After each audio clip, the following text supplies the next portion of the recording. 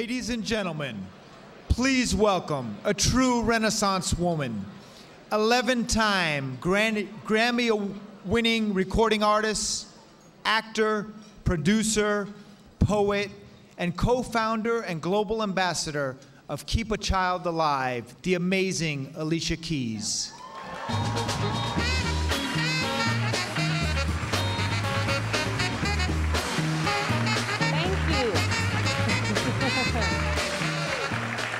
Thank you very, very, very, very, very, very much. I'm so excited to be here with you today. How's the food?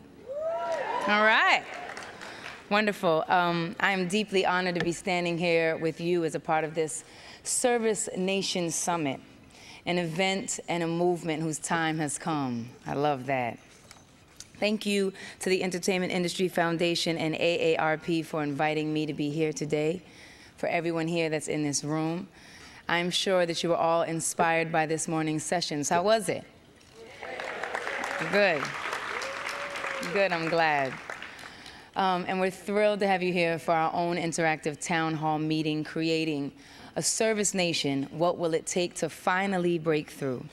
I'm profoundly moved to be invited to such an important dialogue and be surrounded by so many of today's leaders in so many fields.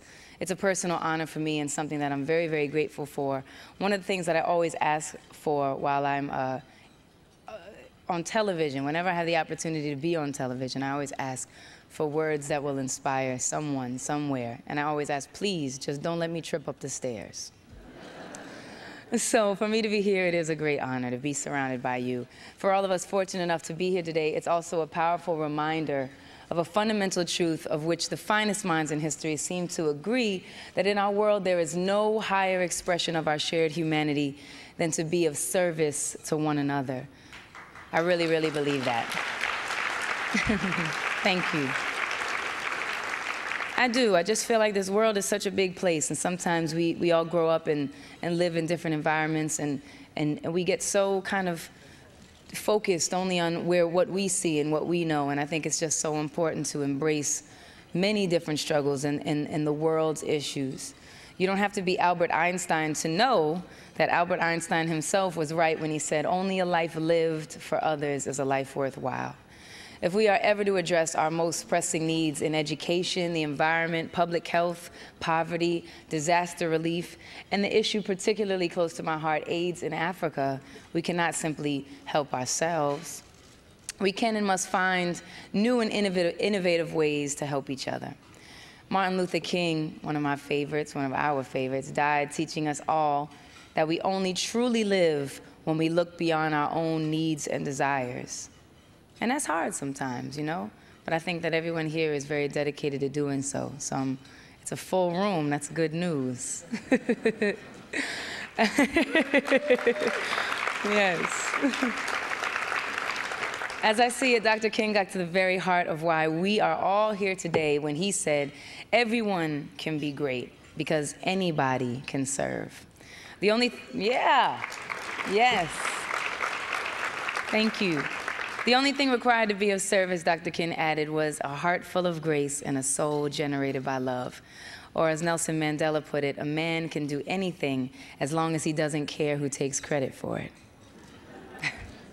That's a tough one for some people.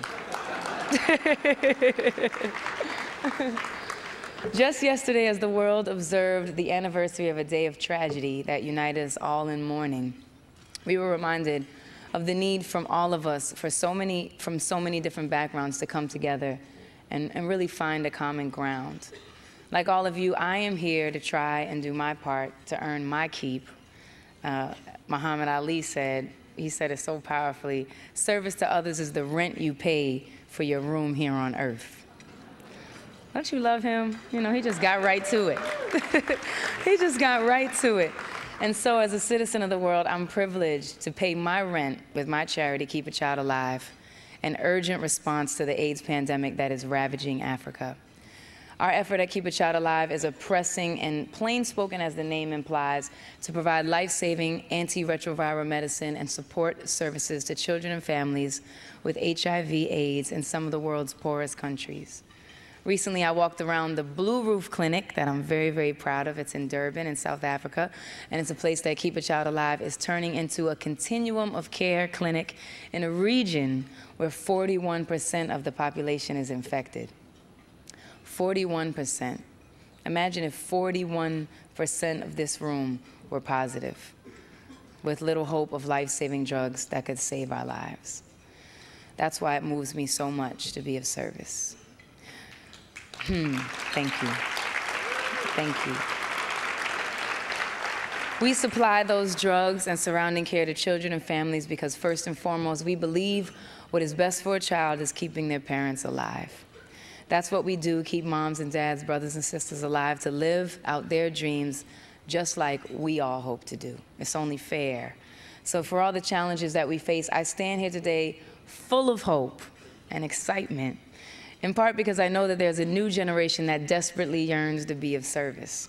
I witnessed that dedication in our organization because in over 200 colleges, young people have formed their own Keep a Child Alive chapters in order to raise funds and awareness for our shared cause. And I love meeting them. They are like alive and vibrant, and they're ready. And they're always at my Black Ball, which happens on November 13th, and they're in the balcony, and they scream and they yell, and we have a lot of fun. So you should come, November 13th, my Black Ball. It's in New York City, too. But creating a greater service nation, indeed a greater service world, requires that as a culture we rethink our priorities and redefine what is truly important to us. One of the things that I feel is I believe that AIDS is a mirror. And as a people, we have to look into that mirror and ask ourselves, who are we and what do we really care about?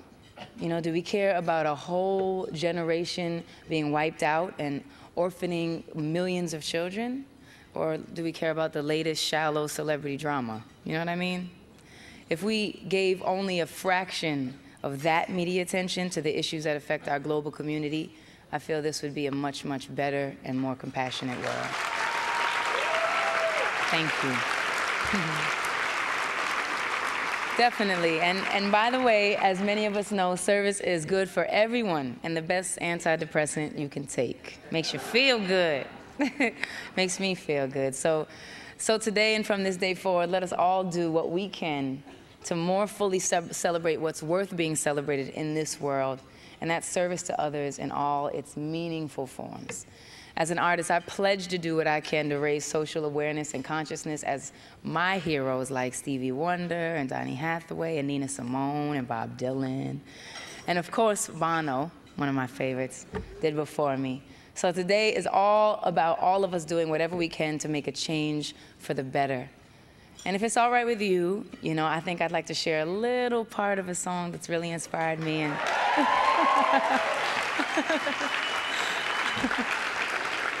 And please feel free to sing along if the spirit moves you. But I think this part right here, I'm not going to make it too long, but I think this part right here,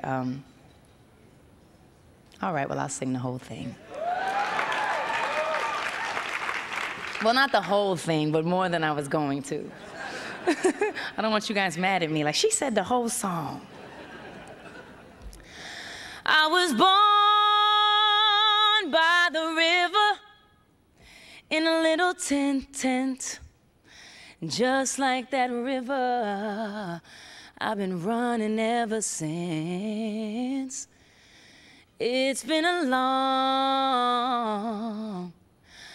long time coming, but I know change gon' come. Oh, yes it is, especially with you and I.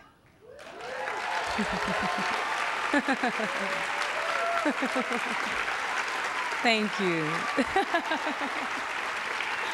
Thank you so much. Oh, you are far too kind. I should be applauding you in this room. Truly, thank you. Thank you for having me here. Thank you for being a part of a service nation. Thank you so much. So if we're going to make the right changes in our world, we need to teach our children as well. And so right now I am proud to introduce to you not one, but 5 university presidents who are here to make announcements about their school's commitment to service. And I want to really commend all of you here in this room tonight, truly. I think we are all deserving of a round of applause for all of our dedication. So, cheers to you. And please welcome me in please join me in welcoming me in joining the president of Duke University, Richard Broadhead, the president of Tulane University, Scott Cohen, the president of University of Pennsylvania, Amy Gutman, the president of Bentley College, Gloria Larson, and the chairman of the board of trustees of Tufts University, Jim Stern. Thank you.